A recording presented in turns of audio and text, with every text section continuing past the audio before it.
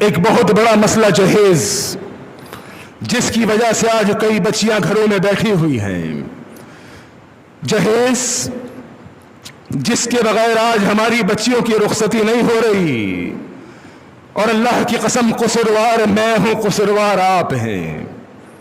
میں اپنے آپ کو اس معاشرے سے الگ نہیں کرتا، میں بھی آپ ہی کی طرح ایک گنہگار سا انسان ہوں۔ کل بنی آدم خطاؤ وخیر الخطائین توابون۔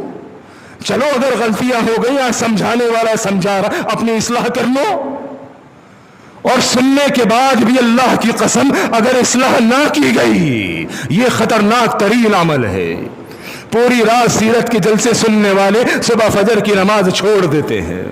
مسئلہ سننے سنانے کا نہیں ہے، او میرے محترم بھائیوں، عمل کا فقدان ہے۔ عمل کی طرف آؤ، عمل کی طرف۔ جہیز کی رسم کا بائیکاٹ کیجیے، یہ ہماری رسومات نہیں ہے بھائی، یہ خالصتاً ہندوانہ رسم ہے۔ یہ ہندو اپنی بہن بیٹیوں کو جائیداد میں حصہ نہیں دیتا، وہ کہتا ہے جہیز کی صورت میں جو دے دیا۔ مسلمانوں کو کیا ہو گیا ہے؟ اور میرے محترم بھائیوں، یہ کفار، یہ ہندو، یہ مشرکین ہمارے دوست نہیں ہیں۔ وَلَن تَرْضَىٰ عَنْكَ الْيَهُودُ وَلَا النَّصَارَىٰ حَتَّىٰ تَتَّبِعَ مِلَّتَهُمْ، یہ ہمارے خیرخواہ نہیں ہو سکتے۔ لہذا جہیز کی رسم کا بائیکاٹ کیجئے۔ اس رسم کا اسلام سے، دین سے کوئی تعلق نہیں۔ وہ فلسفہ بھی سن لیجئے، وہ حدیث بھی سن لیجئے جسے لوگ جہیز فاطمہ کہتے ہیں۔ کہتے ہیں کہ جناب اللہ کے نبی علیہ الصلوۃ والسلام نے بھی تو اپنی بیٹی کو جہیز دیا تھا۔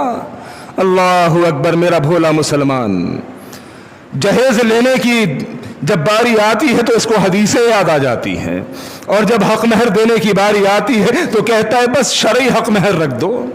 نبی علیہ الصلوۃ والسلام نے علی کو کہا علی حق مہر کیا دو گے؟ علی رضی اللہ تعالیٰ عنہ نے کہا اللہ کے نبی میرے پاس تو کچھ نہیں سوائے ایک زرہ کے اور ایک گھوڑے کے۔ اللہ اکبر۔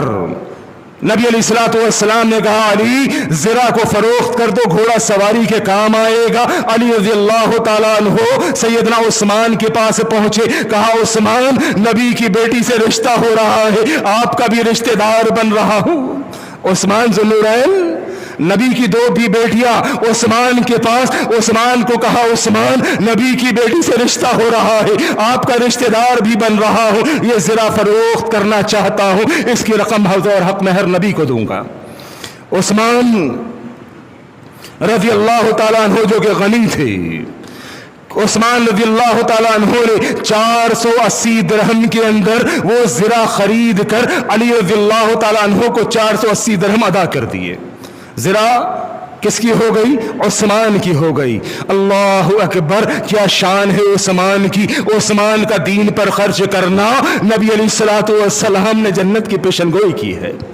کہنے لگے علی یہ زرہ میں نے خرید لی اور آپ کو قیمت ادا کر دی، اب یہ زرہ کا مالک میں ہو گیا، لہذا اس زرہ کو میری طرف سے تحفہ قبول کیجئے۔ علی خوش خوش اللہ کے نبی کے پاس پہنچے، کہا اللہ کے نبی عثمان کو 480 درہم میں یہ زرہ فروخت کر دی، اور عثمان نے زرہ بھی تحفتاً مجھے دے دی۔ اللہ کے نبی نے عثمان کو بہت دعا دی۔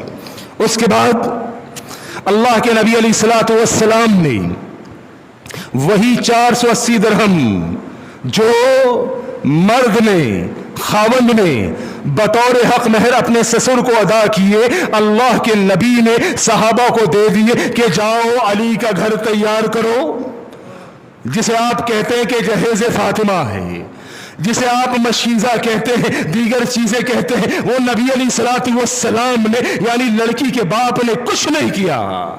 وہ وہی 480 درہم تھے جو علی نے اپنی زرہ فروخت کر کے اپنے سسر کو محمد صلی اللہ علیہ وسلم کو بطور حق مہر ادا کیے، اس سے علی کا گھر تیار کیا، فاطمہ کا گھر تیار کیا۔ میرے محترم بھائیوں، لڑکی والوں پر 1 روپے کا کوئی خرچہ نہیں، خدا کا واسطہ ہے، اللہ کا واسطہ ہے، جو لڑکے والے یہاں موجود ہیں اس بات کا تہیہ کرے، میرے بزرگ بھی، میرے نوجوان دوست بھی، میرے بیٹے بھی اس بات کا تہیہ کرے کہ جب ہمارا نکاح ہوگا انشاءاللہ لڑکی والوں پر 1 روپے کا خرچہ نہ کر کے نبی کی سنت کو زندہ کریں گے انشاءاللہ۔